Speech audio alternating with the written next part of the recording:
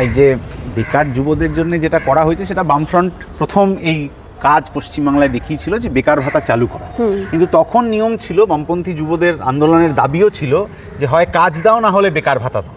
তাহলে বেকার ভাতাটা হচ্ছে যতদিন সে কাজ না পাচ্ছে তার জন্য ব্যবস্থা। এবং বামফ্রন্ট সরকার যখন সদ্য এসেছিল তখন পশ্চিমবাংলার যে অবস্থা ছিল, তারপর ধীরে ধীরে শিল্প টিল্প ইত্যাদি তৈরি করে সেখানে বেকার ছেলেমেয়েদের কাজের ব্যবস্থা, যতদিন তারা সেটা না পাচ্ছেন ততদিন পর্যন্ত বেকার ভাতা। কিন্তু 15 বছর ধরে একটা সরকার চলছে, তারপরে গিয়ে আগামী আগস্ট মাস থেকে আগামী 5 বছরের জন্য এই যে ভাতা ওরা চালু করছেন, সেই যারা ভাতা পাবেন 5 বছরের জন্য ভাতা হবে, তাহলে সেই 5 বছর যখন পেরিয়ে যাবে বা সেই 5 বছরের মধ্যে ওই বেকার ছেলে মেয়ে সে কোথায় চাকরি খুঁজে পাবে, তার জন্যে কি প্ল্যানিং আমাদের রাজ্যের সরকার, তার বাজেট, ভোট অন অ্যাকাউন্টে আপনি যে নামই বলুন করলেন, সেটা কিন্তু আমরা জানতে পারলাম। এই যে প্রতি বছর বিজনেস সামিট, গ্লোবাল সামিট, এই সামিট ওই সামিট হচ্ছে, এই সামিটগুলোতেই তো চাকরি প্রার্থী ইত্যাদিদের খবর আসবে যে এখানে এখানে শিল্প হবে, এখানে এখানে কাজ হবে।